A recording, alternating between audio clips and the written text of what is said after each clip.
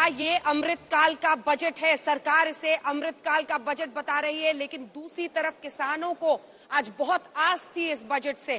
तमाम उम्मीदें जो मध्यम वर्ग ने भी बांध रखी थी इस बजट से। क्या इस बजट के आने के बाद जो दावे किए गए हैं कि किसानों के हितों का ख्याल रखा गया है, किसान इस बजट के आने के बाद क्या खुश हैं? हमारी इस रिपोर्ट के जरिए जरा समझने की कोशिश कीजिए। क्या वाकई किसान मानते हैं कि ये उनके लिए परेशानियों के अंत वाला बजट है? क्या उनके लिए ये अमृतकाल का बजट है? देखिए इस रिपोर्ट।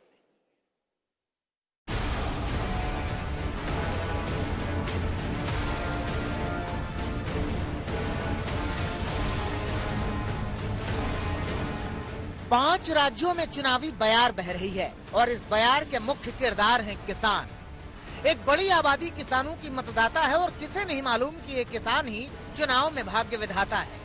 इसीलिए बजट को अगले 25 साल का ब्लूप्रिंट बताते हुए बड़ी उम्मीदों के बीच वित्त मंत्री निर्मला सीतारमण ने कृषि क्षेत्र के लिए ऐलानों की झड़ी लगा दी।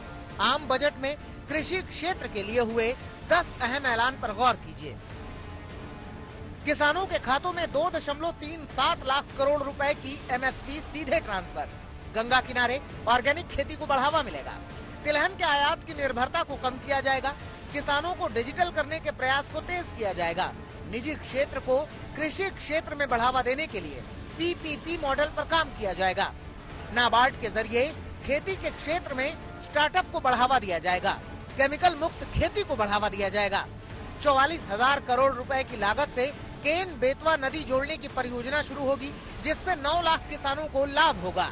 फसल मूल्यांकन, भूमि रिकॉर्ड, कीटनाशकों के छिड़काव के लिए किसान ड्रोन के उपयोग को बढ़ावा, एग्री यूनिवर्सिटी को बढ़ावा दिया जाएगा। Chemical free natural farming will be promoted throughout the country with a focus on farmers' lands in 5-kilometer wide corridors along the river Ganga at the first stage. किसानों के लिए ये बजट किस हद तक कारगर होगा, ये पीएम मोदी ने भी बताया। किसानों के कल्याण के लिए एक महत्वपूर्ण कदम उठाया गया है।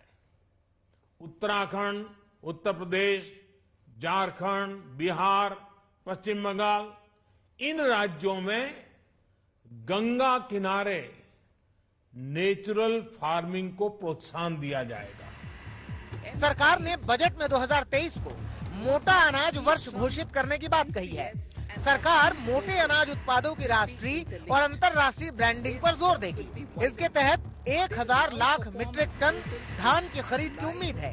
इससे 1 करोड़ से ज्यादा किसान लाभान्वित होंगे।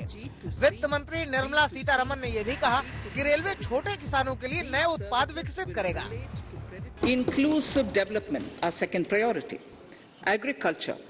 The procurement of wheat in Rabi 21-22 and the estimated procurement of paddy in Kharif 21-22 will cover 1,208 lakh metric tons of wheat and paddy from 163 lakh farmers, and 2.37 lakh crores will be the direct payment of MSP value to their accounts. लेकिन budget में PM किसान निधि की राशि में इजाफे को लेकर कुछ नहीं कहा गया है, न ही कोई ऐसा क्रांतिकारी ऐलान जिससे किसानों की आय में इजाफा होता हो। ऐसे में किसान नेता क्या सोचते हैं, देखिए। नहीं, किस चीज में ट्रांसफर करेंगे? वो डायरेक्ट कर्जे में करेंगे, फसल के रेट में करेंगे, कहीं में करेंगे ट्रांसफर। वो उसी में ही ऑर्गेनिक पे जितना देंगे वो भी उसी में दिखाएंगे। जो सोलर पे इंडस्ट्रीज को देने की उन्होंने बात करी वो भी उसी में ही दिखाएंगे। वो कर्जा उसमें शायद दिखाने की कोशिश करेंगे। वो इरिगेशन में जो 4 नदियों का जोड़ने का प्रोग्राम है वो भी उसी में ही दिखाएंगे। हमने तो कहा कि आप एमएसपी पे गारंटी कानून बना दो, वो तो बना नहीं रहे। ये कह रहे कि हम डिजिटल उससे किसान के उसको जोड़ेंगे। हम क्या के जोड़ो? हम तो पिछले 7 साल से कह रहे हैं, जब से प्रधानमंत्री का पायलट प्रोजेक्ट आया डिजिटल इंडिया कैंपेन वाला, हम तो कहा कि जोड़ो उसको। जो किसान एक साल में अपना भुगतान लेता है गन्ने का या दूसरी फसलों का, उसको जोड़ दो आप उससे। भाई हम 14 दिन में, गन्ना एक्ट में यह है कि 14 दिन में भुगतान होगा। क्यों होगा 14 दिन में भुगतान? डिजिटल इंडिया आ गया ना, तो उससे जोड़ दो हमें को भी। सरकार कह रही है कि बजट में किसानों को बहुत कुछ दिया गया है और किसान नेता क्या कह रहे हैं वो भी सुनिए। भाई कहाँ दे रहे हैं वो भी तो बता दो। हमारे फसल की कीमत तो दे नहीं रहे, वैसे दे देंगे ये, कहाँ से दे रहे। किसान ना तो इस बजट से बहुत ज्यादा खुश हैं और ना ही बहुत ज्यादा नाराज। शायद उन्होंने बजट से बहुत ज्यादा उम्मीद रखी ही नहीं थी, इसीलिए नाराजगी भी वैसी ही है। अब सवाल ये है कि इस चुनाव में ये बजट किसानों का रुख किस ओर करेगा। मौसमी सिंह, ऐश्वर्या पालीवाल और कुमार कुणाल के साथ हिमांशु मिश्रा, दिल्ली, आज तक।